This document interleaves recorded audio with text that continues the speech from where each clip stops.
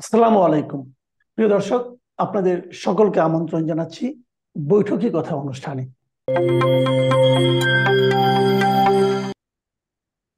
আজ আমরা কথা বলতে চাই যে বহুল আলোচিত সাবেক আইজিপি বেনজির আহমেদের বিষয়ে যে একটা পত্রিকায়, একাধিক পত্রিকায়, আমি দুটো পত্রিকা দেখেছি, একাধিক পত্রিকায় যে দুর্নীতির রিপোর্ট প্রকাশিত হয়েছে, সেই দুর্নীতি রিপোর্ট নিয়ে তদন্তের দাবিতে উচ্চ আদালতে একটা রিট করা হয়েছে।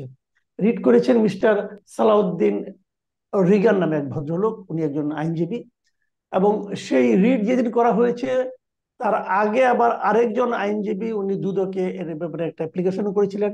এবং আমি যতদূর জানি সালাউদ্দিন রিগান সাহেব এর আগে 4 তারিখে এবং 18 তারিখে দুবার দুদকের কাছে চিঠি লিখেছিলেন এই ব্যাপারে তদন্ত করার জন্য।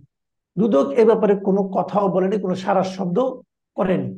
তারই মধ্যে উনি রিট করলেন এবং রিট করার পরে জানা গেল দুদক একটা তদন্ত কমিটিও করেছে। এখন প্রশ্ন হচ্ছে যে এই তদন্ত কমিটির মাধ্যমে দুদক কি করবে, অথবা সেই রিপোর্টটা যেটা ছিল সেই রিপোর্টের অভিযোগগুলো কতটুকু সত্য সেটা জানা যাবে কিনা, এই সমস্ত বিষয় নিয়ে জানা আমাদের মধ্যে, সাধারণ মানুষের মধ্যে অনেক কৌতূহল আছে। এই কৌতূহলগুলো সম্বন্ধে একটা ধারণা পেতে আমরা আজকে কথা বলছি এই সালাউদ্দিন রিগানের রিটের যিনি আইনজীবী ছিলেন, ওনার পক্ষে সেই সুপ্রিম কোর্টের আইনজীবী অ্যাডভোকেট এম সরোয়ার হোসেন। ওনাকে আমরা আমাদের মধ্যে পেয়েছি। জনাব সরোয়ার হোসেন, আপনাকে স্বাগত জানাচ্ছি আমাদের অনুষ্ঠানে। ধন্যবাদ। আশা করি আপনি আমাকে শুনতে পাচ্ছেন ঠিক মতো। জি, আমি শুনতে আমি পাচ্ছি। আমি সরাসরি প্রশ্নেই যাচ্ছি।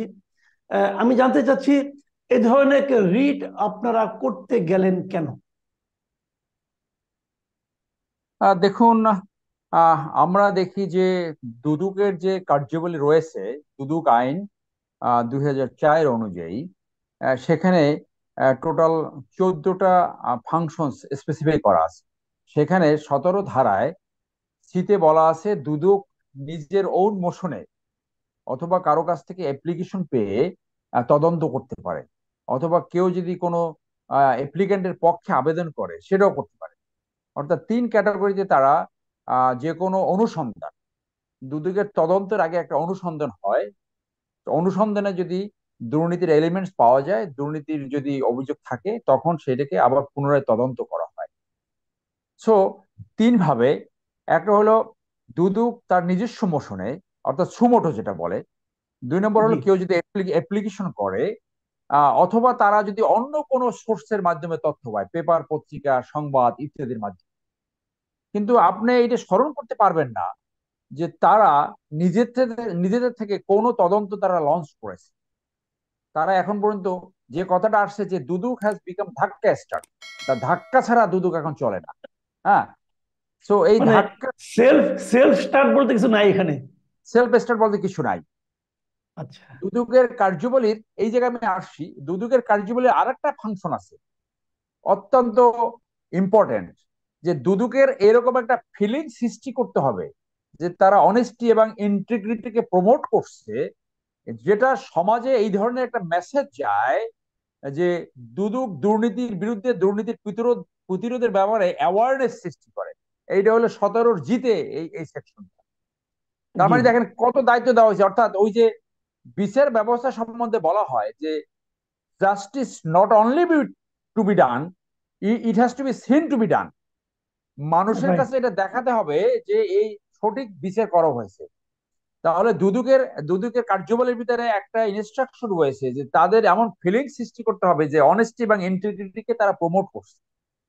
তারা কি এই কিন্তু ফিলিংসটা এ যাবৎকালে কখনো প্রতিষ্ঠা করতে পেরেছে বলে আপনার মনে হয়? মোটেই না।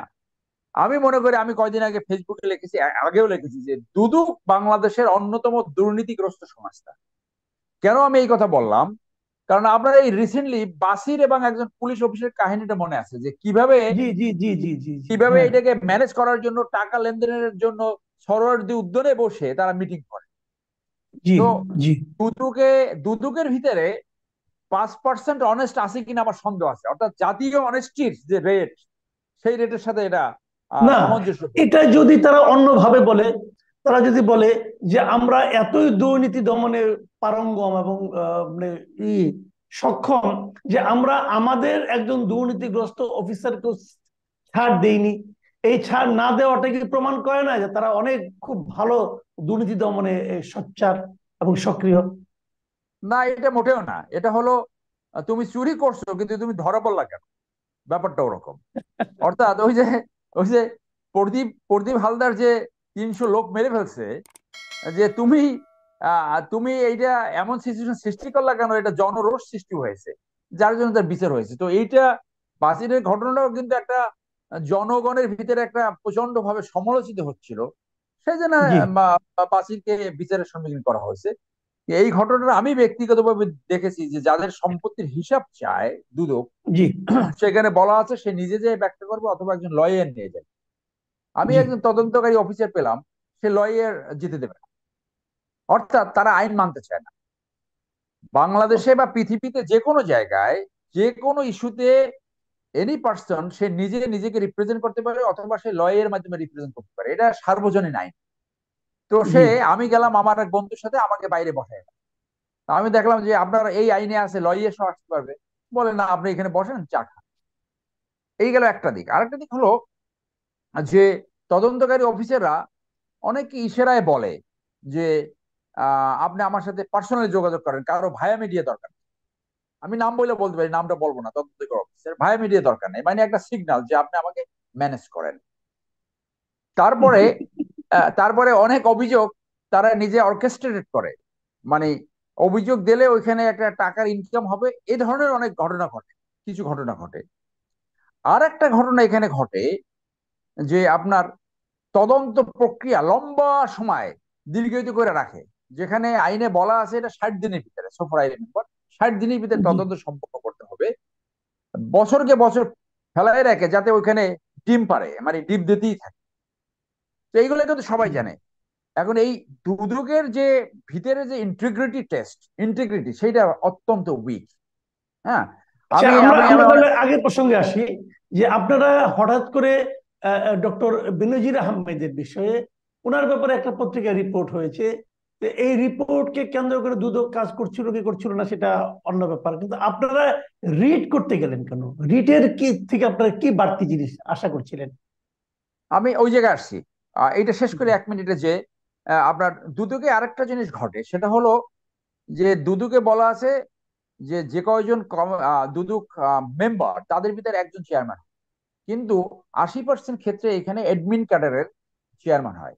এবং সেইখানে ভিতর থেকেই ক্ষোভ আছে যে এই অ্যাডমিন ক্যাডারের যে চেয়ারম্যান থাকে, সেই অ্যাডমিন ক্যাডারের যারা দুর্নীতি করে, যে সমস্ত সচিব বিদেশে বাড়ি বানিয়েছে, কানাডায় বাড়ি বানিয়েছে, এবং আপনি জানেন পেপার পত্রিকা আসছে যে কত সচিবরা বিদেশে এখন সেটেল হয়েছে, এই সহ যারা দুর্নীতিবাজ, তাদেরকে সাধারণত দুর্নীতির এই তদন্ত অথবা অনুসন্ধানের আওতায় আনে না। এই গেল দুদকের উইকনেস। এখন জি আমরা কেন করেছি যে এত বড় একটা ঘটনা, যে 3টা কারণে তারা তদন্ত লঞ্চ করতে পারে, তারা কখনোই সেলফ স্টার্ট হয় না। এই যে ধাক্কায় স্টার্ট, সেই জন্য অ্যাডভোকেট রিগান 4 তারিখে একটা চিঠি দিয়েছে যে আপনি এটা তদন্ত লঞ্চ করেন। সো যে কোনো সংবিধিবদ্ধ সংস্থা, কোনো নাগরিক যদি একটা চিঠি দেয়, তাকে কিন্তু একটা জবাব দিতে হয়। কিন্তু তারা দেখবেন যে কোনোদিন they never feel to give a answer. তো অ্যান্সার তো দেয়নি। তারপরে সে 18 তারিখ ডিমান্ড জাস্টিস তারা নোটিশ তো বলবে, পাঠিয়েছে। যদি তারা বলে যে আমাদের কাছে তো হাজার হাজার চিঠি আসে, এত চিঠি দেওয়ার জন্য প্রয়োজনীয় লোকবল নাই, আরো লোকবল হলে আমরা দিতে পারতাম, যদি এই ধরনের কথা জবাব দেয়, সেটাই বা আপনি মানবেন না কেন? আমি সেটা মানবো না এই কারণে যে আপনাকে ওখানে বসানো হয়েছে জনগণকে সার্ভ করার জন্য, দুর্নীতি দমন করার জন্য। আপনি চিঠি জবাব দেওয়ার সিস্টেম ডেভেলপ করতে হবে। আমি যখন লন্ডনে লেখাপড়া করতে গেছি, আমি একটা চিঠি লিখেছিলাম সিটি ইউনিভার্সিটির ভিসির কাছে কোনো একটা ইস্যুতে। আমি ঠিক 7 দিনের মাথায় একটা চিঠি জবাব পেয়েছি। That is the standard of service, that is the standard of professionalism. আপনি বলবেন যে আমি চিঠি দেওয়া জবাব দেওয়ার লোক কই, অথবা অথবা এই এই সময় নাই, then then this is arrogance of power, this is a weak system. এটা অত্যন্ত একটা আহ বনে দিয়ে ওই যে বলে না যে স্বৈরতান্ত্রিকতা, একটা মানে উপনিবেশিক চিন্তা পাত্তা ভাবনা। পাত্তা না দেওয়ার মানসিকতা। ইয়েস, আপনি জনগণের টাকায় ওখানে বসছেন, জনগণের টাকায় আপনি বেতন পাচ্ছেন, জনগণের টাকায় আপনি গাড়ি ব্যবহার করছেন, you must reply every answer. এবং দুর্নীতির যত এলিগেশন আসছে প্রত্যেকটা এলিগেশনের আপনার জবাব দিতে হবে যে আপনার এই অ্যাপ্লিকেশন এইভাবে নিষ্পত্তি করা হয়েছে। আপনি যদি ওইটা না করেন তখন ওই এক ব্যক্তির ইশারায় চলে। এবং এই এই দুদক কেন দুর্বল হয়েছে আমি সেটাও বলি। আমার আমার অ্যাসেসমেন্ট, ব্যক্তিগত অ্যাসেসমেন্ট, হাসান মাসুদ চৌধুরী যখন দুদকের চেয়ারম্যান ছিল, হাসান মাসুদ চৌধুরী তার আগে আপনার হি ভোট যে আমি এবার আর পদত্যাগ করবো না, কারণ এর আগে সে অ্যাডভাইজার হিসেবে পদত্যাগ করেছিল। কিন্তু আওয়ামী লীগ যখন ক্ষমতা আসলে 2009-এ এসেই প্রধানমন্ত্রী তাকে চায়ের দাওয়াত দিয়েছে, এবং এই চায়ের দাওয়াত দেওয়ার পরেই তারপর দিন কিন্তু সে রিজাইন করেছে। তো ওখানে কি কারণ থাকতে পারে? আমার রিজনেবল অ্যাজাম্পশন যে আমার আমার নির্দেশ ছাড়া কোনো মানে তদন্ত তখনও লঞ্চ তার করা তখনও তার মেয়াদ ছিল। অনেকদিন মেয়াদ ছিল, আরো আরো আচ্ছা। মিনিমাম 2 বছর মেয়াদ ছিল। তো আপনি রিসিভ পেপার থেকে এটা পাবেন। এই তিনি কিন্তু ওখান থেকে সেকেন্ড টাইম পদত্যাগ করেছেন, যার জন্য এই দুর্নীতি দমন কমিশনটা সম্পূর্ণ এডমিনের অর্থাৎ এক্সিকিউটিভের কবজায় চলে গেছে, এক্সিকিউটিভের নিয়ন্ত্রণে চলে গেছে। যার জন্য তারা স্বাধীনতা এবং স্বকীয়তা নিয়ে কোনো দুর্নীতি দমন করতে পারছে না। এই কারণে তারা এস আলমের বিরুদ্ধে কিছু করতে পারছে না, এই কারণে তারা শেখ বাসুর বিরুদ্ধে কিছু করতে পারছে না, এই কারণে আরো অনেকের বিরুদ্ধে তারা কিছুই করতেছে না। যে আমাদের চোখের সামনে যারা হাজার হাজার কোটি টাকা নিয়ে লোপাট করছে, বিদেশে পাচার করছে, মানি লন্ডারিং করছে। এখন আসেন আচ্ছা, রিটের আপনি ব্যাপারে। জি এডিটের ব্যাপারটা আসেন। জি জি, ওখানে এই আশঙ্কায়, এবং আর একটা প্রথম আলোতে আমি এই রিপোর্টটা দেখেছিলাম যে কম বেশি 10,000 দুর্নীতির এলিগেশন তারা দায়মুক্তি দিয়েছে, জাস্ট সেটাকে কোনো তদন্তই করে না, যার ভিতরে ওই পত্রিকার রিপোর্ট অনুযায়ী অথবা মানুষের পারসেপশন অনুযায়ী যে সাবস্টান্সিয়াল অ্যামাউন্ট অফ এলিগেশন যা দুর্নীতি ছিল। এই যে এলিগেশন, এই এলিগেশন তারা যখন এরকম দায়মুক্তি দিয়েছে, সেইখানে আমাদের আশঙ্কা সৃষ্টি হয়েছে যে এইটাও কেননা এইখানে একটা ক্লিয়ার সার্ভিস করে দেয়, এটাকে একটা লন্ড্রি সার্ভিস দিয়ে দেয় কিনা, এটাকে একটা ক্লিন শিট দেয় কিনা, সেইটার একটা চেক দরকার, সেটা একটা সুপারভিশন দরকার। তো আমরা যখন রিটটা শুনানি করবো যেদিন, তার আগের দিন তারা একটা তদন্ত কমিটি লঞ্চ করছে। আমার ধারণা ব্যারিস্টার সুমন চিঠি লিখেছে, এবং এই যে জন ক্রিটিসিজম সৃষ্টি হয়েছে এই কারণে তারা একটু জেগে উঠছে, একটা একটা ধাক্কা স্টার্ট হয়েছে।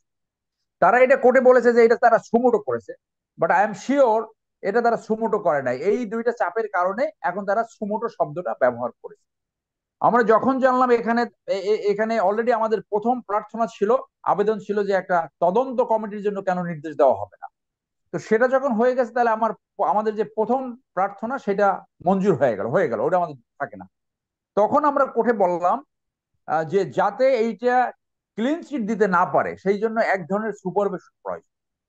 কোর্ট আমাদের কথায় সন্তুষ্ট হয়েছে, এবং কোর্ট একটা ডাইরেকশন দিয়েছে যে 2 মাস পরে, উইদিন 2 মান্থস, একটা তদন্ত রিপোর্টে এই যে ইনকোয়েস্ট যেটা মানে অনুসন্ধান যেটা, সেটা প্রোগ্রেস রিপোর্ট এফিডেভিট আকারে কোর্টে জমা দেওয়ার জন্য নির্দেশ দিয়েছে। এইটা হলো আদেশ। জি, তাহলে এখন আশা করতে পারি যে 2 মাসের মধ্যে আমরা দুদকের কাছ থেকে কোনো একটা রেজাল্ট পেতে যাচ্ছি। 2 মাসের ভিতরে আমরা একটা প্রোগ্রেস রিপোর্ট পাবো। তদন্তে আচ্ছা। হয়তো একটু সময় লাগতেও পারে, ওটা আইনের প্রভিশন আছে, যদি তদন্তের প্রভিশন লাগে তখন তারা নিজেরা 15 দিন বাড়িয়ে দিতে পারে, আবারও বাড়াই দিতে পারে, যুক্তিসঙ্গত ভাবে টাইম বাড়াতে পারে। কিন্তু কোন আচ্ছা। তদন্ত নির্দিষ্ট টাইমে, স্ট্যাটিউটরি যে টাইম অর্থাৎ আইনগতভাবে যে টাইম দেওয়া আছে সেই টাইমের ভিতরে কোনো তদন্ত শেষ হয়েছে বলে অন্তত আমার জানা নেই। আচ্ছা, ঠিক আছে, তাহলে আমি ধরে নিচ্ছি কিছু একটা হতে যাচ্ছে। জি, আমার এখন দ্বিতীয় যে প্রশ্নটা, তাহলে এই যে হতে যাওয়া তদন্ত শুরু হতে যাওয়া অথবা তারা একটা অনুসন্ধান করবে যেটাই করুক, এই যে আদালতের যে নির্দেশনা, সেখানে আপনিও ছিলেন, রাষ্ট্রপক্ষ ছিল, আবার বেনজির সাহেবের পক্ষেও কিন্তু আইনজীবী ছিলেন। তো ওখানে বেনজির সাহেবের আইনজীবীদের বক্তব্যটা কি ধরনের ছিল, মানে তারা আসলে এই বিচারকের কাছে কি চেয়েছে? বেনজির সাহেবের আইনজীবী ছিল এখন বর্তমান যে সেক্রেটারি, কন্ট্রোভার্সিয়াল ইলেকশনের মাধ্যমে যে সেক্রেটারি সাহেব হয়েছেন তিনি, এবং বাসেত মজুমদার সাহেবের ছেলে অ্যাডভোকেট রাজা ছিলেন, আরো একজন ব্যারিস্টার সাহেব ছিলেন। তাদের বক্তব্য হয়েছে যে তারা যে আমরা যে প্রার্থনা করেছি সেটা অলরেডি ইনঅ্যাকশন নাই, দুর্নীতি দমন কমিশন ইনঅ্যাকশন। আমরা চ্যালেঞ্জ করছি ইনঅ্যাকশন অফ দুর্নীতি দমন commission, why not to launch a inquiry. তো তারা বললো যে ওকে। এটা টু আর্লি, এবং এটা অলরেডি এক্সিকিউশন হয়ে গেছে, অর্থাৎ কোনো ইনঅ্যাকশন নাই। তখন আমরা ওই সাবমিশনটা রাখলাম যে বা তাহলে কোর্টের এক ধরনের সুপারভিশন প্রয়োজন, যাতে এই মামলাটাকে দায় মুক্তি দিতে না পারে। কারণ এটা সো প্যারামাউন্ট এবং so important for national interest, so important for the justice, যে এই মামলাটা যদি এখানে কোনোভাবে ক্লিন চিট দিয়ে দেয়, তাহলে এমনি তো ফ্লাড গেট ওপেন হয়ে আছে, আরো ফ্লাড গেট ওপেন হবে। তো ঠিক আছে, অনেক ধন্যবাদ। তাহলে আমরা আশা করতে পারি যে আমরা 2 মাস 3 মাস অথবা এরকম একটা সময়ের মধ্যে এই বেনজির সাহেবের এই মামলা নিয়ে আমরা হয়তো কিছু একটা মানে পদক্ষেপ, পরবর্তী পদক্ষেপ অথবা কিছু একটা দেখতে পাবো, সে প্রত্যাশায় আমরা থাকি। প্রিয় দর্শক, আজ এই পর্যন্তই। আসসালামু আলাইকুম।